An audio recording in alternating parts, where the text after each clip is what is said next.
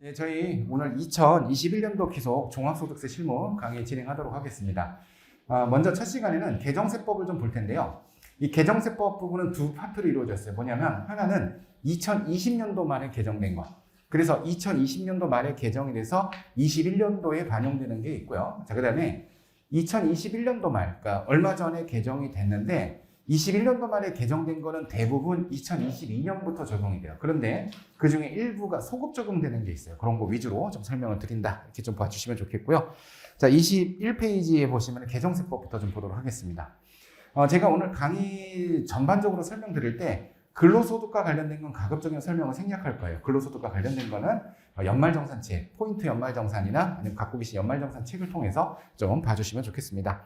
자, 먼저 첫 번째는 서화골동품에 대한 소득 구분 기준인데, 자, 우리가 어떤 소득이 발생했을 때 계속 반복성이 있으면 사업소득, 일시 우발적이면 기타 소득으로 보통 구분을 해요. 자, 그런데 여기 보시면 서화골동품의 양도소득은 계속 반복성이 있어도 기타 소득으로 구분하겠다. 이제 이런 내용이 들어갔죠. 근데 다음의 경우는 예외라 그래서 밑에 보시는 것처럼 아예 사업장이나 물정 시설이 있었다. 즉 가게 점포를 열어놨으면 그러면 사업소득. 그 다음에 사업자 등록을 했으면 그래도 사업소득. 이 두 가지 경우를 제외하고는 계속 반복적으로 서화골동품을 팔아도 이게 기타 소득이 된다. 이제 그런 내용이 있었고요. 나머지 이제 근로소득 관련된 거라서 좀 지나가시고 22페이지까지 넘어가 보시면 한자. 아래쪽에 보시면은 이제 소득세 최고세율이 하나 늘어났죠. 그래서 과세표준 기준으로 우리가 10억이 초과가 되면은 45%가 적용이 되는데, 글쎄 모르겠어요. 올해 이번에 정원소득세 할 때 10억 초과자가 나올지 모르겠는데, 이제 10억 초과자가 나오면은 45%, 지방소득세 4.5%까지 생각하면은 그건 이제 49.5%가 되죠. 굉장히 높은 세율인데, 이렇게 된다. 이렇게 보시면 좋겠고. 자, 오른쪽에 주택임대소득인데요. 우리 주택임대소득 할 때 우리가 그 장기임대주택이라고 하면요, 요 기준이 10년으로 이제 통일이 됩니다. 그러니까 4년짜리는 기존에 있었던 거 빼고는 전부 다 없어질 거고요.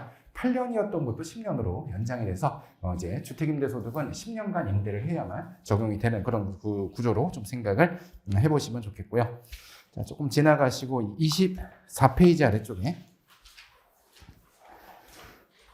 외국납부세액공제가 있는데요. 우리 거주자 같은 경우는 국내외 원천소득을 다 과세하기 때문에 이제 외국납부세액공제가 필요한데, 외국납부세액공제가 필요경비산입법과 세액공제법 중 원래는 선택할 수 있었어요. 그런데 이게 필요경비산입법이 삭제가 되고 이제 세액공제만 가능한 것으로 좀 보시면 좋겠습니다. 자, 그리고 오른쪽에 보시면은 한도 초과, 우리 외국납부세액공제 한도가 초과되면은 우리가 10년 동안 이월공제하는 것으로, 원래 5년 동안 이월공제였는데 10년 동안 이월공제하는 것으로 좀 변경이 되었다. 이렇게 좀 보시면 좋겠고, 근데 이렇게 10년 동안 이월공제를 하다가 나중에 이월공제를 다 못 받은 게 있으면은 그 다음 과세 기간에 필요경비 산입하는 거죠. 그래서 10년 동안 이월공제하고 그 다음 연도, 즉 10년도에 그 다음 연차가 됐을 때 이제 송금 필요경비 이제 산입을 해주는 그런 형태가 돼요. 자, 그러면은 아까 왼쪽 페이지 14번에 본 거랑 15번에 본 거를 우리가 조합을 해보면 사실은 이게 필요경비산입법이 없어졌다기보다는 세액공제 후 필요경비산입법으로 변경이 된 거예요. 옛날에는 초반부터 필요경비산입과 세액공제를 선택할 수가 있었는데, 먼저는 세액공제를 다 적용을 해보고 10년 지나서 이제 필요경비산입이 되는 그런 구조로 바뀌었다. 이렇게 좀 생각을 해보시면 좋겠는데, 이게 적용 시기가 어떻게 되냐면요. 밑에 2021년 1월 1일 이후 소득세 신고 시 2월 공제 기간이 경과하지 않은 분부터 적용이 돼요. 자, 이 말이 무슨 뜻인지 잠깐 좀 생각을 해보도록 할게요. 자, 2021년 1월 1일 이후 신고라고 하면 몇 년도 기속이겠어요? 2020년도 기속이죠. 근데 기존에는 종종 규정에는 2월 공제 기간이 5년이었죠. 그러면 2020년 기속으로 봤을 때 5년 2월 공제 기간을 적용했을 때 아직 2월 공제 기간이 남아있으면 몇 년도 발생분이겠어요? 2015년 발생분이요. 2015년 발생분은 2020년도 기속 소득세 신고할 때 아직 2월 공제 기간이 남아있죠. 15년, 16년, 17년 다 마찬가지로. 그럼 얘부터 적용이니까 얘부터 10년이 적용돼요. 그러면은 2015년 발생분이 언제까지 최대 공제가 가능하다? 2025년까지 2월 공제가 가능하다는 뜻으로 생각을 해보시면 좋겠죠. 그럼 2014년도 발생분은 2020년 기속 소득세 신고할 때 이미 2월 공제 기간이 지났죠. 얘는 10년이 적용이 안 되는 거예요. 이렇게 보시면 좋겠습니다. 그래서 이거는 이제 소득세 범위세 마찬가지인데 2015년도 발생한 그 외국납부세 공제는 2025년까지 2월 공제하고 언제 필요경비 산입이 돼요? 26년도에.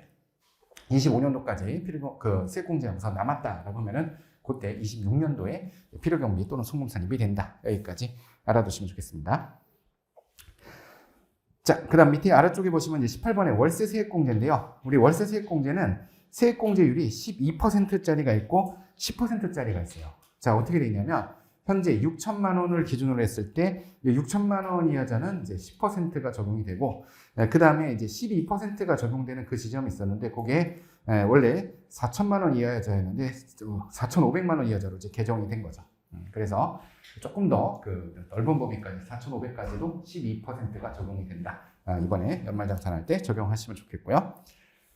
자, 그 다음에 25번의 상가임대료 인하 세액공제는요, 여기서 한번 바뀌고 작년 말에 한 번 더 바뀌어요. 근데 먼저 좀 설명 좀 드리면은, 일단은 임대료 인하액에 대해서 세액공제율이 70%까지 올라갑니다. 그러니까 원래 임대료 인하액은 원래 내가 받았어야 되는 임대료에서 실제로 받은 임대료를 빼요.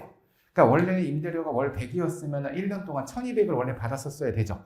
근데 1000만 원밖에 안 받았다. 200만 원 깎아줬죠. 그 깎아준 200만 원에다가 원래 50% 이제 곱해서 세액공제했는데 70%까지 올라갑니다. 올해 개정되는 거니까 알아두시면 좋겠고, 대신에 소득 금액이 1억 원 초과하면은 그러면 50%가 유지가 돼요. 지금 여러분 이미 법인세 신고 끝나고 오셨죠? 법인세 신고 때 이때는요 1억 원 초과는 50%로 한다 그런 얘기가 없어요. 요거는 소득세에만 있어요. 그래서 법인세는 그냥 70%고요. 소득세는 70%짜리도 있고 50%짜리도 있다. 이렇게 생각을 하시면 좋겠습니다. 자, 이렇게 해서 상가임대료 인하 세액공제 개정된 부분. 그다음에 또 하나 좀 넘어가 보시면은, 그럼 우리가 상가임대료 인하 세액공제 인하를 한 다음에 나중에 다시 임대료를 올려서 받으면은 사실 인하 세액공제를 해줄 필요가 없죠. 200만 원 깎아줬다가 세액공제 받고 다시 200만 원 더 받아요. 그러면은 인하가 아니잖아요. 그렇기 때문에 만약에 다시 그 인하액에 대한 사후관리라고 되는데, 과세연도 종료일부터 6개월이 되는 날까지 보증금이나 임대료를 인상을 했다라고 하면요, 다시 그 부분에 받은 세액공제를 추징을 해버립니다. 자, 그럼 잠깐 좀 생각을 해볼게요. 자, 여기서 다시 한번 좀 생각을 해보시면, 우리 2021년도에 임대료 인하가 있었어요. 그럼 그걸 보고서 우리가 이번에 종합소득세 신고하면서 세액공제를 했겠죠. 세액공제를 딱 받고 지금 여기 그 책에 나온 대로 6개월이 내면은 몇 달까지, 언제까지 지켜본다는 거예요? 과세기간 종료일도 6개월이니까 6월 말까지. 즉 종합소득세가 신고가 끝나고 나서 다음 달에 딱 그 이제 임대를 올려버리는 거예요. 그러면은 예전에 세액공제 받은 것을 다시 추징을 해버리겠다. 이렇게 생각을 해보시면 좋겠습니다. 그래서 이 부분까지 안내를 잘 해줘야겠죠. 한 달 뒤에 올리면 안 된다. 그럼 언제 올려야 돼요? 네, 7월 달에 올리면 괜찮습니다. 자, 그래서 6월 달까지는 올리지 말라고 잘 얘기를 해주셔야 되겠고. 자, 그 다음에 아까 설명한 대로 이제 임대주택에 대한 장기 임대주택의 개념이 10년으로 바뀌었어요. 이건 세법이 바뀐 게 아니라 민간임대주택법, 요게 바뀐 거죠. 그래서 10년으로 바뀌어 있다. 이렇게 좀 보시면 좋겠고. 그 다음에 나머지는 좀 보시고, 자, 오른쪽에 27페이지 보시면은, 27페이지에 26번.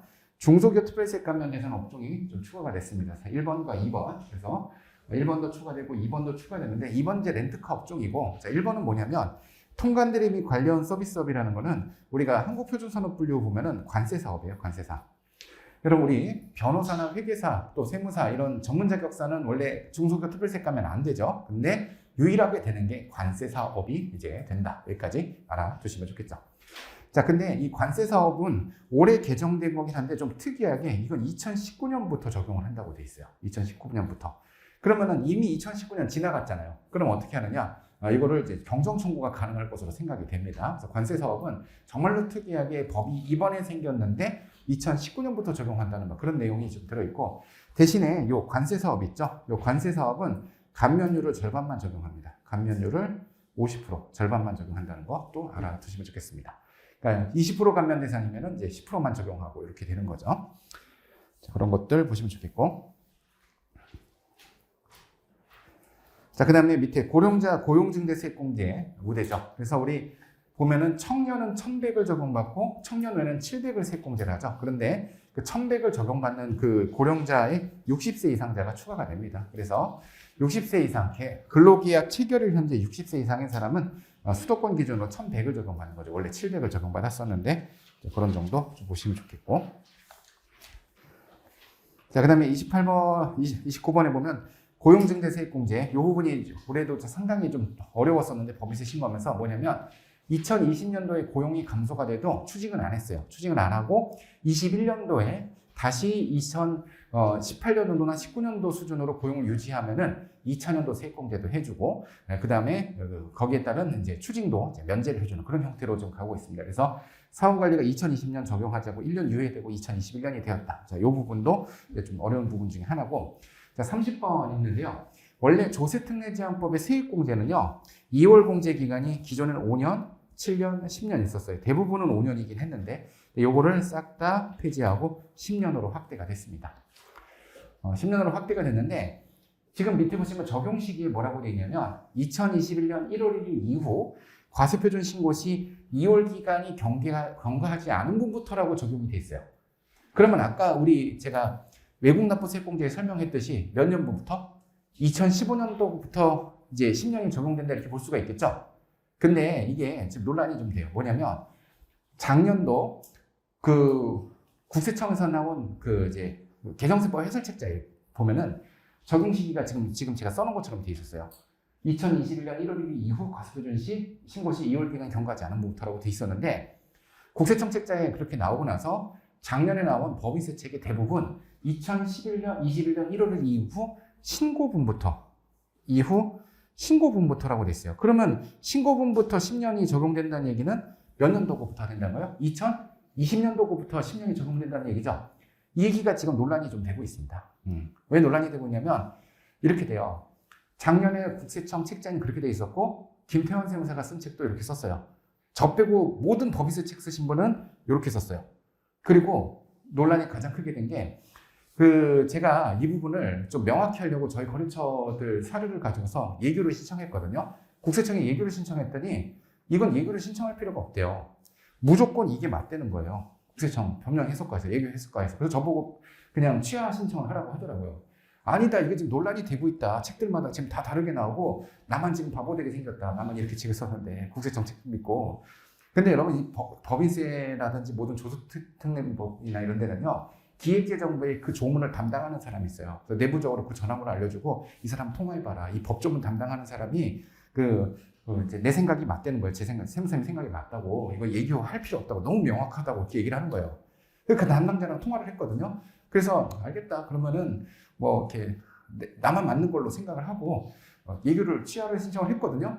근데 지난 3월 달에 국세청에서 나온 법인세 신고 안내 책자에 신고분부터라고 나온 거예요. 그래서 제가 다시 화가 나고 전화를 했죠. 놀리냐 지금. 내 말이 맞다며. 그랬더니 그 사람들이 당황하면서 이럴 리가 없을 텐데 이거 왜 이렇게 나왔지? 그렇게 얘기를 한 거예요. 그래서 다시 예규 신청할 테니까 다시 답을 하라고. 내부적으로 검토해서 확실한 의견을 나한테 보내라. 그래서 지금 예규를 다시 신청했어요. 아직 안 나왔어요.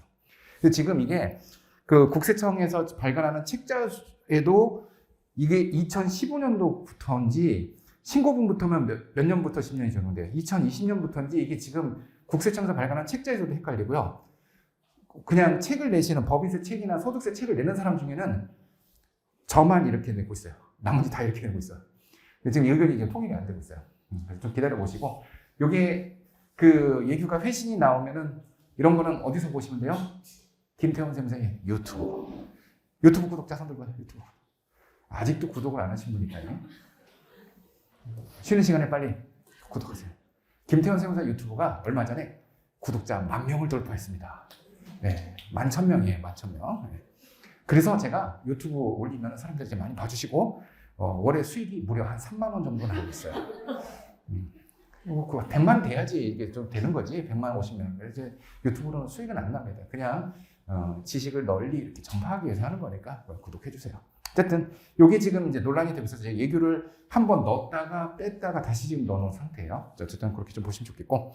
자, 그 다음에 밑에 보시면 기부금세액공제율이 2021년도 기속에만 한시적으로 5% 더 증가됩니다. 5%가 더 증가된 거죠. 플러스 5%. 그래서 원래는 1,000만 원 이하 15%였는데 21년도에만 20% 해주고 30%였는데 21년도에만 35% 해준다. 여기까지 알아두시면 좋겠고. 자, 그 다음 밑에는 수도권 외지역에 대한 얘기인데, 수도권 외지역만 청년에 대한 공제금액이 고용상대세액공제할 때 100만 원씩 늘어나요. 그래서 1,300만 원, 900만 원, 500만 원. 요게 이제 늘어나는 그런 형태로 되어 있죠. 자, 그리고 오른쪽에 보시면 29페이지 중소기업 결손금 소급공제인데요. 우리 중소기업 결손금 소급공제 같은 경우는 원래는 직전 연도만 흘러갈 수가 있었죠. 근데 올해만 한시적으로 조특법을 만들어서 이거를 직전 2년 동안 이제 공제를 할 수가 있어요. 즉 2021년도에 결손이 발생했다라고 하면은 이거는 2020년도뿐만 아니라 2019년도로 소급공제를 할 수가 있는데, 이때 이 소급공제 방법은 2019년도 거를 먼저 소급공제하고 그 다음 2020년도로 흘러가는 방식으로 2년치 소급공제해서 이걸 환급받을 수가 있어요. 그래서 지금 저희 거래처들 보니까 저희 이제 특히 이제 그 음식점 같은 데들이 그 손실이 많이 나 있어요. 그래서 올해 결손을 전년도로 거슬러 오려고 했더니 2020년도도 결손인 데들이 있어요. 그런 애들은 19년도까지 가서 환급을 받을 수가 있고, 자, 이거는 소득세뿐만 아니라 지방소득세도 똑같이 환급을 받을 수 있습니다.